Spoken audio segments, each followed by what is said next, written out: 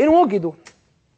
هذا الرجل في الحقيقة خرج الفترة اللي فاتت دي يشتم في ناس كتيرة جدا، شتايم قذرة بتطال الأعراض وبتطال البيوت، والحقيقة إنه يعني أليق حاجة إنه يترد عليه، يعني يجب أن يترد عليه. أنا طبعا لن ينال مني بإذن الله شرف أن أنطق اسمه. أنا طبعا فاتح معركة في حتة تانية كبيرة جدا قانونيا وإعلاميا، ومش سايبه بفضل الله، ومش هسيبه لحد، مش عشان نفسي ولا علشان خاطر زملائي اللي اتهانوا واتشتموا. معرفش بقى، كل واحد مسؤول عن نفسه.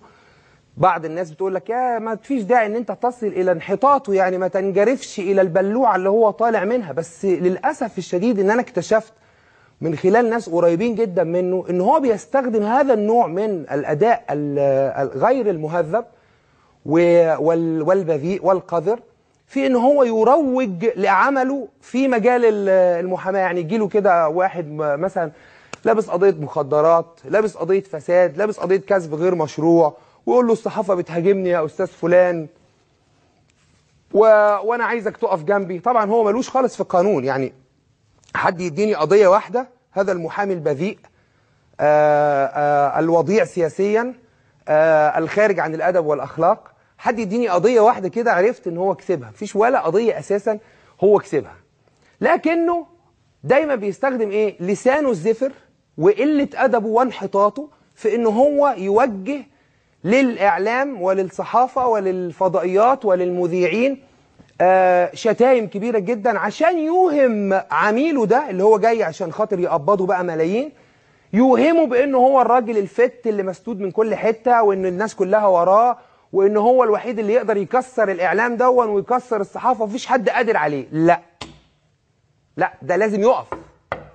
هذه الظاهرة المنحطة لازم تقف، لان احنا اذا كنا داخلين بعد 30 يونيو بنوايا صافيه عايزين نفتح صفحه جديده مع البلد دي، واحده من اهم الصفحات الجديده ان هذه النماذج القذره تخرج خالص من حياتنا، لانها لو فضلت في حياتنا هيرجع تاني غضب ضد السلطه، غضب ضد اللي بيحكموا. في بعض الناس هتصدق او تتوهم او تنخدع باللي بيقولوا انه مسنود من حتت، وانا اقسم لكم انه لا مسنود ولا حاجه، لأن أنا بعرف كويس جدا القائمين على أمر هذه السلطة الآن، وهم ناس أنبل وأشرف بكتير جدا من إن هم إيديهم تتلوث مع واحد قذر وضيع زي هذا الرجل.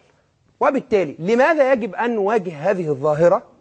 لأنه بيضحك على ناس يا عيني من عملاء مكتبه، وبيوهمهم إن هو قادر إن هو يسيطر على كل الأمور، وقادر إن هو يهت يعني الإعلام، وان هو عنده الملفات الجامده جدا اللي تقدر تخلي الاعلاميين دول يسكتوا وما يتكلموش. احنا ما فيش في حياتنا اي حاجه نخجل منها اطلاقا، لان كل اللي بيتقال او اللي بيتردد او اللي بيشاع في اوساط من اشاعات، حضراتكم ربما تتاكدوا بطريقه او باخرى ان كلها اشاعات في اطار الحرب للاسف المؤسفه من الخصومات والانقسامات اللي ظهرت بعد 25 يناير.